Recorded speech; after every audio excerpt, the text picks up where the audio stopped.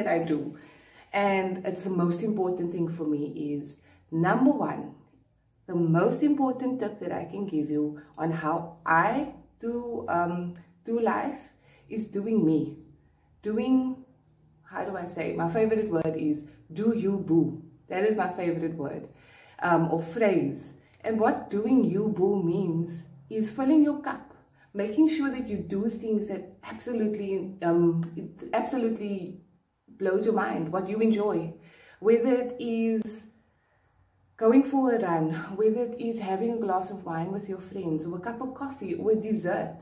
For me, it's dancing. For me, it's exercising. So I make sure that I exercise 3 times a day, because believe me, I'm such a better person after I exercise. And I enjoy dancing because that's good for my soul. It's a spiritual experience for me. I just feel so amazing after that.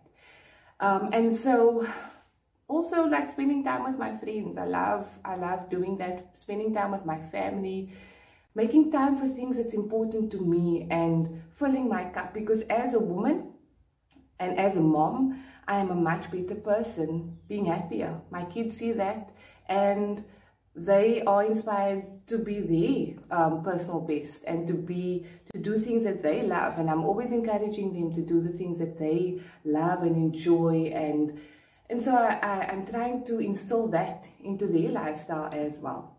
So number one tip is do you boo. So the second thing that I do, and it's something that I'm going to share some footage about, how I plan, how I do my things, how I get organized, planning is the second thing that I think is absolutely critical.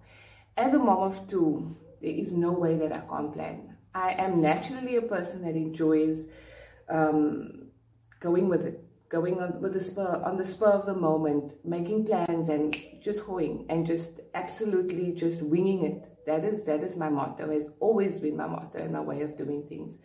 But in order to remember everything that I need to do, that the kids need, that I need to plan for, I need to have a plan, because, and it's cheesy, but I love it.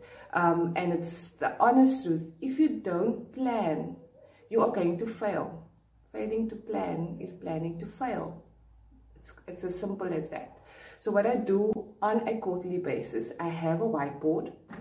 I have a plan of what the kids need, what important dates are coming up, what I need to buy, and by when I need to get it. So that is my quarterly plan. On a weekly basis, I have a plan for what are we going to eat? When am I at work?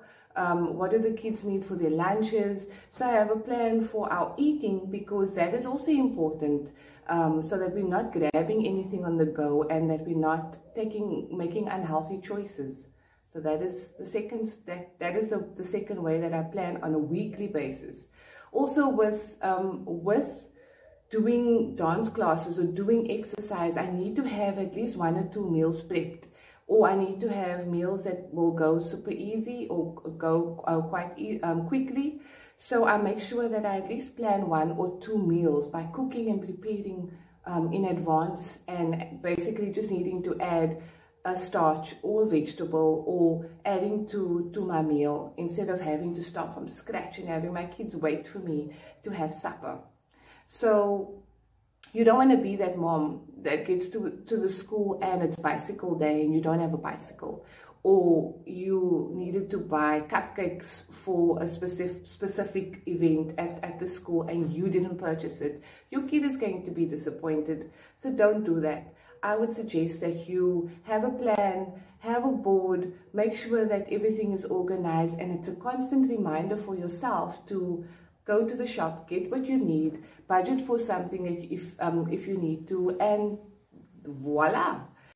So the third thing that I think is very important, the reality is, as a single woman, as a single mom, I can't do everything on my own. I would love to, and sometimes I did take on too much than I could handle, and it killed me. I absolutely felt like so defeated, because I was so tired all the time trying to be more to my kids, more to the world than I really am capable of. And the one thing I realized is I need help. It takes a village. So number 3 things that help me survive this single life and single mom life is definitely admitting that I need help and getting help. One thing that I thought about, if I can buy takeout once a week, I can afford to get a domestic or get a gardener or get assistance from someone that can help me in an area that I'm not able to do. I remember one day, I had just come back from grocery shopping and I was tired and I had the kids with me, and it was just one of those days, you know, where mom was asked, mommy this and mommy that, and I was exhausted. And the bin was full. I needed to take the black bag to the area where the dirt is collected, and it was literally a couple of meters that I needed to walk. But I remembered crying because it was really the straw on the camel's back that just broke me, and I felt so tired and so defeated just because I needed to carry a packet of dirt. And it was heavy and I was tired and all of those things. So admit to yourself that you can't do everything. That was the lesson that I took out of that, was that I can't do everything and I can't be everything to everybody. When I'm tired, I need to rest and I need to get help. So that's what I do. I get assistance from a cleaner once a week. At least my house will be tidy, and at least I don't have to worry about that on a weekend, and I can go out and enjoy myself. So that is the one thing that is a treat for me, and it helps me prepare and get organized in my life, is making sure that I get help in that way. When I need help from a friend or when I need help from a family member, I also let them know. Can you pick up my kids, or can you do my kids' hair when I can't do it, or whatever. Something as simple as that. Admit that you can't do everything on your own, and it's okay. It's okay. It takes a village. There might be times when you need to, I don't know, carpool because you can't you can't be in the same place at the same time, and it's okay. Go easy on yourself as a single mom. Go easy on yourself as a parent. Go easy on yourself as a human. You are human, and you're okay. It's okay to make mistakes. That is the one thing that I also believe in, is really there's no perfect. I tried to be perfect for so many years and I always fell short. But now I'm just loving the journey of accepting that it's okay to not have everything right. It's okay to not be able to do everything on the same day. And that's all that I can say is to survive this whole thing called life, we're all figuring it out.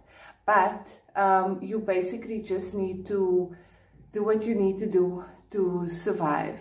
So those are my 3 steps to surviving single mom life. Number 1, do you boo. Number 2, plan. Plan as much as you can. Get organized. Make sure that you have that peace of mind in your life to know what you need to do for a month or for a week or for what with your eating even. And number 3 is it takes a village. Remember that you can't do everything on your own, and it's okay to get help. I hope that you will join me again next week for my next episode on It's Cindy with a Y. Hey, one more thing before you go. Just wanted to let you know you need to have fun. Most important thing to any kid is to have fun. Whatever you're doing, make sure that you're having fun with them. When you're in a situation where you need them to rush, who doesn't like to have a race? What kid doesn't like to race? So what I do is, whether it is brushing your teeth, or whether it is getting to the car, or whether it is picking up things that's laying around the house, I make it a race. And that way I have them engaged, and that way I have them competing, and that way it gets done so quickly. Use it, don't use it. There you go.